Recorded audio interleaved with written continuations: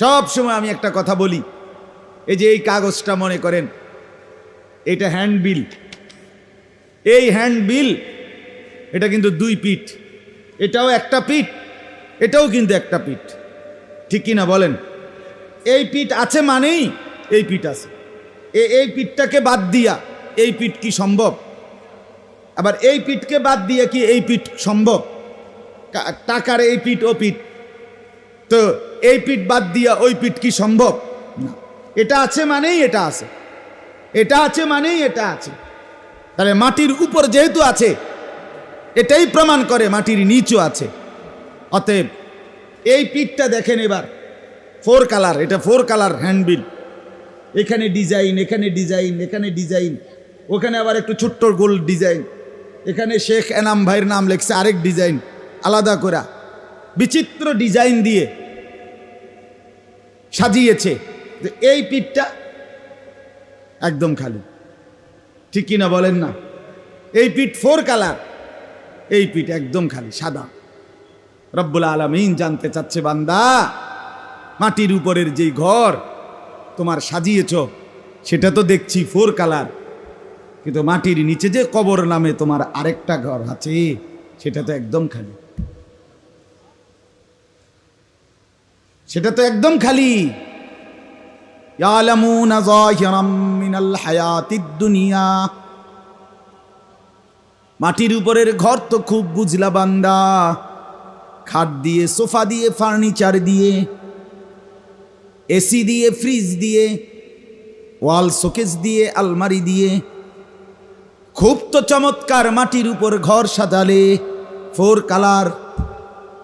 অহুম আনিল আখিরাতি হুম গাফিলুন, কিন্তু বান্দা আখিরাতের ব্যাপারে তো একদম গাফেল।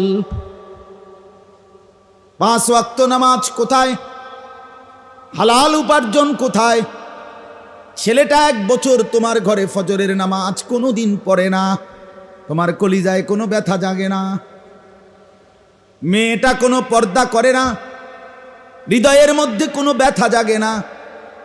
স্ত্রী পর্দা করে না, কলিজার মধ্যে কোনো অস্থিরতা জাগে না। সামনের ড্রয়িং রুমে একবারে ঢুকতেই প্রথম যেই রুম, সেই রুমের মধ্যেই রঙিন টেলিভিশন। বাহ বাহ বাহ, দুনিয়াবাসীকে জানায় দিছে যেই কোনো মেহমান, যেই কোনো অতিথি ঢুকলেই প্রথম রুমে ঢুকাই, সামনের ড্রয়িং রুমে ঢুকাই যখন রঙিন টেলিভিশন দেখবেন, তখন আপনি নিশ্চিন্ত হয়ে যাবেন যে এটা কোনো পাক্কা ইমানদারের ঘর না, এটা নাফরমানের ঘর। এটা যেন আপনি নিশ্চিন্ত হয়ে যেতে পারেন, কোনো টেনশন করবেন না, ঘাবড়াবেন না। সম্মানিত মেহমান, আপনি অতিথি, আপনি ঘাবড়াবেন না। সামনের রুমে টেলিভিশন দেখে বুঝবেন, আপনি বুঝে নিয়েন, অসুবিধা হবে না, যা মন চায় তাই হবে। নাটক দেখবেন, আছে, নর্তকীর নাচ দেখবেন, আছে এটাতে।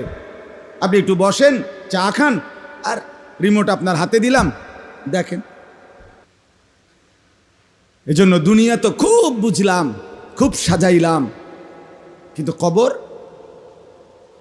কবর। আমার শায়েখ আরিফ বিল্লাহ হাকিমুন নফস আল্লামা মুফতি মুশতাকুন নবী কাসিমি হযরত দামাত বারাকাতুহুম বলেন, হে আল্লাহর বান্দা, মাটির উপরের ঘর যদি খাট পালং আর সোফা দিয়ে সাজে, মাটির নিচে কবর নামের ঘর সেজদা, নামাজ, জিকির, তেলাওয়াত, রব্বুল আলামিনের গোলামি দিয়ে সাজে। ইকতারাবা লিন-নাসি হিসাবুহুম ওয়া হুম ফি গাফলাতিন মুরিদুন, এটাও কোরআনের আয়াত। আল্লাহ তাআলা বলেন, ইকতারাবা লিন-নাসি হিসাবুহুম, আরে বান্দা তোমার তো হিসাবের সময় একদম কাছায় গেল। ইকতারাবা, আমার বান্দা হিসাবের সময় তো কাছায় গেল, কিয়ামত তো হয়েই যাচ্ছে, আর ইসরাফিল তো রেডি, আর কিছুক্ষণ, আর নবী আসবে না, আর কিতাব আসবে না, আর দিন আসবে না, আর কোনো ধর্ম আসবে না, আর কিচ্ছু বাকি নাই, শুধু এই সংসার গুটাইয়া ফেলা বাকি। ইদাস সামাউন ফাতারাত ওয়া ইদাল কাওয়াকিবুন তাসারাত ওয়া ইদাল বিহারু ফুজ্জিরাত, আর সেটাই বাকি। আমি শুধু বলবো, মালিক ইসরাফিল ফু দে, ইসরাফিল ফু দেবে, কায়নাত দরহম বরহম তসনস হয়ে যাবে। আর এটাই বাকি। ইন্না জালজালাতাস সাআতি শাইউন আযীম।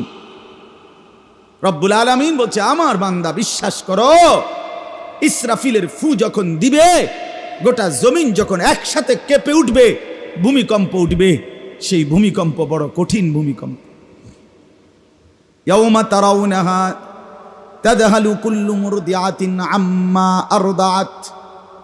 রব্বুল আলামিন বলেন, ইসরাফিল ফু দিলে গোটা কায়নাত যখন নড়ে চড়ে উঠবে, ভূমিকম্প উঠবে।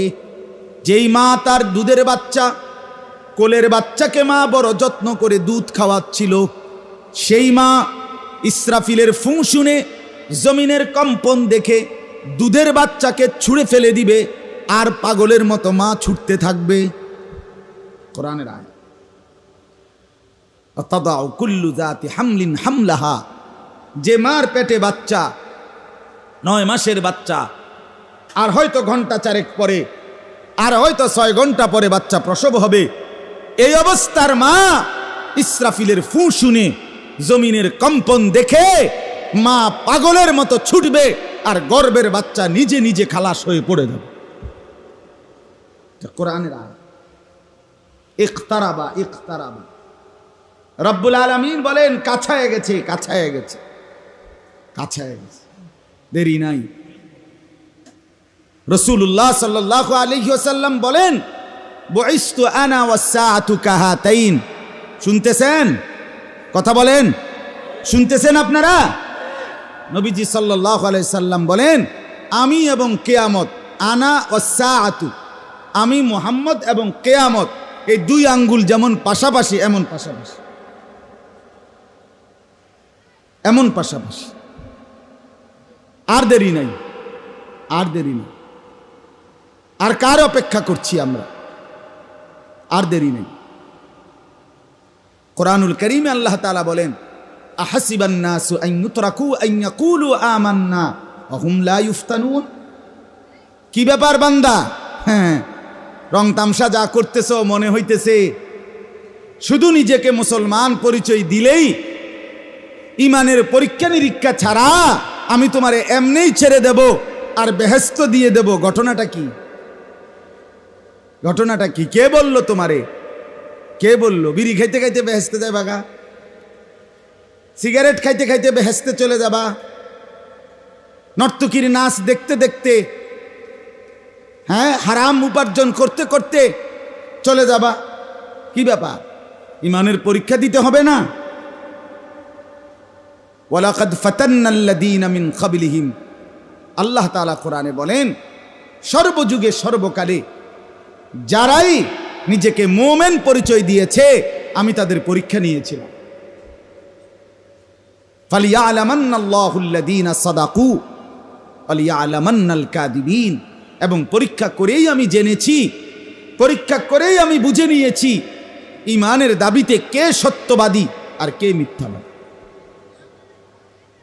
অতএব প্রিয় বন্ধু আমার, ভাই আমার, মুরব্বী আমার, নওজোয়ান এবং তালেবে ইলম, সবাইকে বলি, দোস্ত, দুনিয়ার আসক্তি ছেড়ে দেন, দুনিয়ার আসক্তি কমান।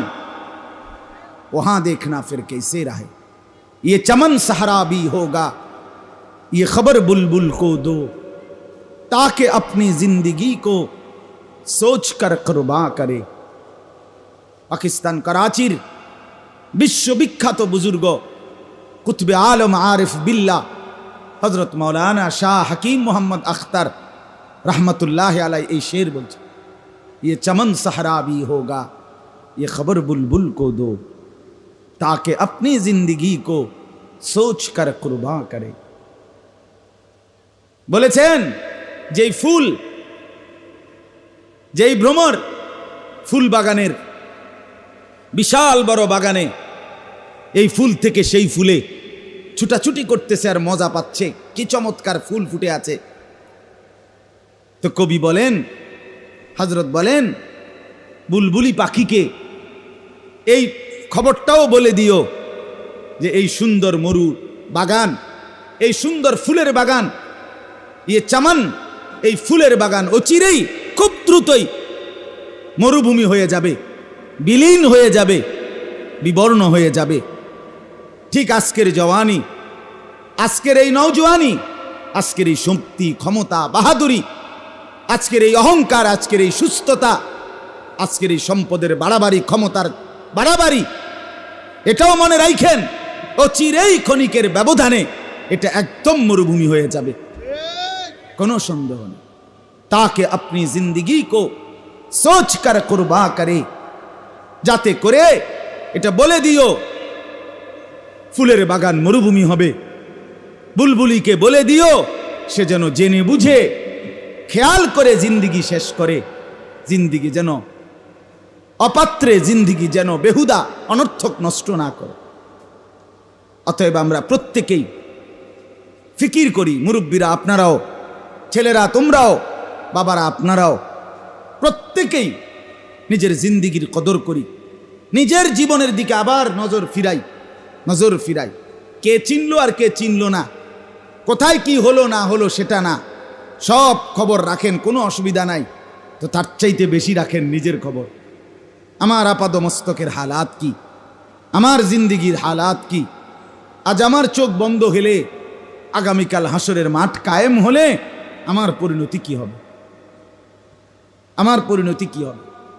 ও আম্মা মান উতিয়া কিতাবাহু বিশিমালিহি, রব্বুল আলামিন বলেন হাসরের ময়দানে যার বাম হাতে আমল নামা দেয়া হবে, সাথে সাথে নাফরমান চিৎকার করে বলবে ইয়া লাইতানি লাম উতা কিতাবিয়া, হায় আমার আফসুস, মন্দ কপাল, যদি আমাকে আমার আমল নামা না দেয়া হতো। ওয়ালাম আদরি মা হিসাবিয়া, আমি যদি নাই বুঝতাম, নাই জানতাম হিসাবের দিন কি জিনিস। ইয়া লাইতাহা কানাতিল কাদিয়া, হায় আফসুস আমার মন্দ কপাল, আজকের হাসরের মাঠ যদি কায়েম না হতো। মা আগনা আন্নি মালিয়া, বেঈমান নাফরমান বাম হাতে আমল নামা নিয়ে চিৎকার করে বলবে আমার মাল কোনো কাজে আসলো না, উপার্জন কোনো কাজেই আসলো না। হালাকা আন্নি সুলতানিয়া, এবং চিৎকার করে বলবে আমার বাদশাহী, আমার রাজত্ব, আমার কর্তৃত্ব, আমার ক্ষমতা, আমার শক্তি, শৌর্য, বীর্য, আমার জীবন যৌবন সব কিছু আজ শেষ হয়ে গেল, সব বরবাদ হয়ে গেল, কিছুই কাজে আসলো না। এইভাবে চিৎকার করবে। অনেকগুলো কথা বলছে এখানে আল্লাহ। বাম হাতে নাফরমান আমল নামা পাওয়ার পরে এক নাম্বার বলবে হায় আল্লাহ, যদি আমার এই আমল নামাটা না দিত, হায় মন্দ কপাল, যদি হিসাবের দিনে আমি নাই বুঝতাম, হায় মন্দ কপাল, হাসরের মাঠ যদি কায়েম না হতো, হায় আমার মন্দ কপাল, আমার একটা টাকাও তো কোনো কাজেই আসলো না, আমার ক্ষমতা বাহাদুরি তো কোনোই কাজে আসলো না। চিৎকার শুরু করবে। আর আল্লাহ তাআলা তখন এই বেঈমান নাফরমানকে দেখাইয়া আল্লাহ ফেরেশতাকে বলবে খুজুহু ফাগুল্লু, এই ফেরেশতা বেঈমান রে ধর, তারে ধর, ধর, তারে ধর, ধর, বেঈমানকে ধর, আজ হাসরের মাঠে ধর। ফাগুল্লু, তারে বেঁধে ফেল, অহংকারীকে বেঁধে ফেল, মদখোরকে বাঁধে, জিনাখোর ব্যভিচারীকে বাঁধে, সুদখোর তারে বাঁধে, সারা রাত মোবাইলে উলঙ্গ ছবি দেখছে, দে বাঁধে তারে, দে দে। নারীর ফান্দে পড়ে জিন্দেগি শেষ করে দিছে, নারীর পিছনে বেহায়া বেশরম নির্লজ্জের মতো বাঁধে তারে, ধর। ফেরেশতা তখন আল্লাহকে বলবে রব্বুল আলামিন দিছি বান, এবার কি করব? আল্লাহ বলবেন সুম্মাল জাহিমা সাল্লু, লাথি মাইরা জাহান্নামে ফেলা দে, মার, লাথি মার, থ্রাম করে লাথি দে, যাতে এক লাথিতে জাহান্নামে গিয়ে। এজন্য নাফরমানের উপরে নিজেকে বুদ্ধিমান ভাইবেন না, নাফরমান বোকা হয়। হ্যাঁ, নাফরমান বেওকুফ হয়। প্রত্যেক পাপী আহাম্মক। কথা বলেন না? প্রত্যেক পাপী কি? প্রত্যেক সুদখোর বেওকুফ, প্রত্যেক ঘুষখোর বেওকুফ, প্রত্যেক মদখোর বেওকুফ, প্রত্যেক জেনাখোর মূর্খ, বেওকুফ, নাদান। প্রতিটা পাপী, আমি হই আর যেই হোক, যে পাপ করে সে আহাম্মক, সে মূর্খ, নাদান। কোরআনে আছে হযরত ইউসুফ আলাইহিস সালাম উনার 10 ভাইকে যেদিন পরিচয় দিছিলেন শেষ, সেদিন বলছিলেন, হাল আলিমতুম মা ফাআলতুম বিইউসুফা ওয়া আখিহি ইয আনতুম জাহিলুন। এখানে আছে ইউসুফ আলাইহিস সালাম বলেন, যখন তোমরা নাদান ছিলে, জাহেল ছিলে, মূর্খ ছিলে, মনে কি পড়ে তোমরা তোমাদের 2 ভাই ইউসুফ এবং বিনিয়ামিনের সাথে কি করেছিলে? এই যে ইয আনতুম জাহিলুন, এ পাপী, অথচ তারা পাপ করছে। তারা পাপ করছে, ছোট্ট ভাইকে বাবের থেকে আলাদা করে দিছে, ভাইকে জীবনের তরে অন্ধকার কূপে ফেলে দিছে। এই সবগুলো অপরাধ, পাপ ইউসুফ আলাইহিস সালাম উল্লেখ করছে। এগুলো ছিল তোমাদের জাহালাত, এগুলো মূর্খতা। তাফসীর ইবনে কাসিরের মধ্যে আমি নিজে পড়ছি, তাফসীরে ইবনে কাসিরের মধ্যে এই আয়াতের ব্যাখ্যায় লিখছে, কুল্লু মান আসাল্লাহা ফাহুয়া জাহিল। যে আল্লাহর নাফরমানি করে সে জাহেল, সে মূর্খ, সে নাদান, সে বেওকুফ, আহাম্মক। আল্লাহ আমাদেরকে বুঝার তৌফিক দান করেন। আল্লাহ তাআলা আমাদেরকে আখিরাতের ফিকির দান করেন। আমার বাপ, আমরা আপনাদের কাছে আমার এই ছোট্ট বুঝ, আমি এতটুকুই বুঝেছি। দুনিয়া ফিকির বাদ দিতে বলি নাই, দুনিয়া ছেড়ে দিতেও বলি নাই, জঙ্গলে আর সাগরে কিংবা পাহাড়ে হারিয়ে যেতে বলি নাই। বলেছি আখিরাতকে যেন ভুলে না যায়, আখিরাতকে ভুলে না যায়। আল্লাহ তাআলা আমাদেরকে তৌফিক দান করেন।